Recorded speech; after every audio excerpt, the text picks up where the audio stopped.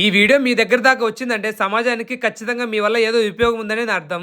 ఒక్కరోజు మన వీధిలో మున్సిపల్ కార్మికులు పంచాయతీ కార్మికులు రాకపోతే ఎంత చెత్తతో అల్లాడుతామో మీకే తెలుసు. అంత కష్టపడుతున్న వాళ్ళ కోసం ఈ వీడియో అయితే పూర్తిగా చూడండి. సమస్యలు ఏమి ఉంటే చెప్పనన్న ప్రభుత్వానికి ఏమంటే మాకు 4 నెలలు జీతాలు రాలే సార్. మాకు తక్కువ జనం ఉండరు, జీతాలు పెంచలే. ఇది పోరామిల మేజర్ పంచాయతీ కదన్నా. పోరామిల మేజర్ పంచాయతీలో వర్కర్లు ఏమి తక్కువ ఉండరా? తక్కువ ఉండరు. పని ఎక్కువైంది, జీతం ఎక్కిలే, తక్కువే.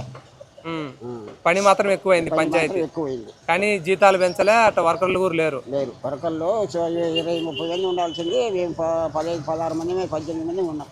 20-30 మంది ఉండాల్సింది 15 మంది మాత్రమే ఉండరు. జీతాల వరకు పెంచలే. పెంచుతా ఏమైనా అంటారా? పెంచుతా అంటున్నారు కానీ పెంచలే. ఇప్పుడు 3 ఏళ్ళ ఉంటాయి. 3 ఏళ్ళ నుంచి జీతాలు ఇట్నే సాగుతాయి.